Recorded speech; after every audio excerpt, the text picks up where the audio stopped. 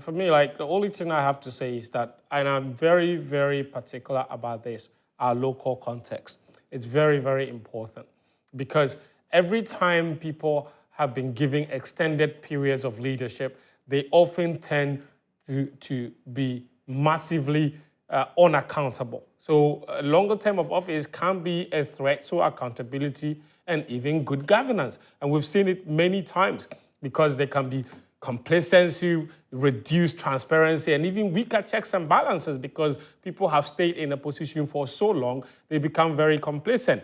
I also understand that being in a position for too long can encourage political patronage and entrenchment because we know that the longer people stay in power, the more interested they are in continuing to stay in that power. So then they develop sycophants and give people things that would only ensure that they win the next election, instead of focusing on delivering on targets within a fixed period of time. And I am absolutely in favor of somebody promising to deliver and delivering in that fixed period of time, because you know that they've given you a term limit. And you made those promises based on the number of years that you know that term limit guarantees. Nobody goes into power making promises believing that they need 15 years or they need 12 years to implement those. In fact, every cycle is just 4 years. Every promise you make, you know that they're deliverable within that 4-year period. If you genuinely don't believe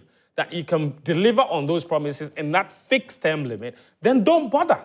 So that's why I don't think, and I disagree with anybody that argues and says that the longer the term of office, the more they can achieve. And I've seen some comments from my senior brother, Sani, saying that no FA president can make any meaningful impact in a 2-term period. That is not true. People have made bigger impact in a shorter period of time. What is important is to deliver on your promises. And I actually think that when you know that there is a time limit, and however short, that there is a deadline to what you've promised, and you genuinely believe in what you promised, I think that people are more under pressure to deliver. But when they know that there is another opportunity and another opportunity for them to keep going, more often than not, their ultimate goal is working to see how they can win the next election. And sometimes those works may only benefit the voting population, but not the entire footballing community. So we need to be very, very careful and watch out for those things. Look, they've not broken any law, but I think that we have reason to be concerned given our local environment. And Sicho makes a brilliant point about whether we can trust the voting population making decisions for the entire football community in this country. And that is where the issue is, because at the moment, those people are the ones who are going to use our taxes to try and develop football. So we should be able to trust those decisions that are coming from those people. If what they're making, if those decisions are only based on what they're personally getting, then we have a massive problem. And that's why I have issues with this current position. I am actually disappointed that we didn't even consider finishing that 2-term regulation and try to see how it works. Let's see what happens. Ket still has 3 years to go. Let's see what he does in the next 3 years. And maybe when he's done, then we can say, okay, he did all these things, but maybe if we give him more time, he can do more. The proposal started coming only 2 years. 2 years into the new regulations, into Ket's administration. What did we see in that period, in those 2 years, to think that the whole GFA president and Ket, that anybody that's in that position that Ket is in at the moment, needed 3 terms to deliver on the promises only 2 years into their tenure? You tell me. I'm not the one saying it. They said they made the proposals in 2021. 2 years into the term of office of the new regulation. We already knew that we can't, no FA president can deliver anything within that period. They need 12 years. I mean, I don't understand that motivation at all. What did we see? That's my disappointment. So I think, I don't know what would happen at the end of the day. What I do know is guarantees is that once they table this at Congress, we know that they are going to be approved. I like the other proposals that they've made.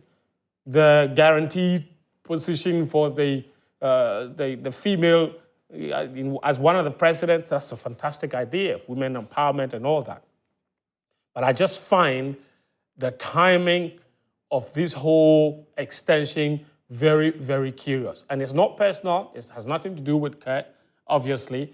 But I don't understand why anybody would think that any FA president, 2 years into a new administration, a new regulation regime, we've already determined that we need 12 years.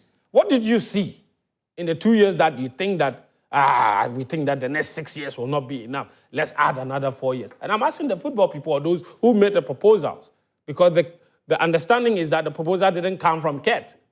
It didn't come from the bosses. It came from the clubs. So Ghana football clubs, what did you guys see after 2 years? 2 years after normalization that you think or that you thought that we needed 12 years for the FA president to do anything meaningful. Why didn't you even have the patience to just see out the two-term regime? Let's see. If it doesn't work out, then we change. You didn't even attempt to finish it. That's why I'm convinced that this had absolutely nothing to do with somebody needing 12 years. It's just a case of entrenchment. And I think we came from an era where we massively criticized entrenchment. And I think that was what led to number 12, because many people were very unhappy. And I think people have short memory. That one of the reasons Nyantakyi started to really vex people was because he had promised that he would not go for a third term. And then, a year or so to the election, he changed his mind and went for a third term. And from then on, he started to make enemies. People hate entrenchment. When there is a regulation, stick to it. Nyantakyi did the same thing. They changed the regulations to allow him to go for a third term. How did that end up? A word to the wise isn't enough. Isn't enough. Is enough.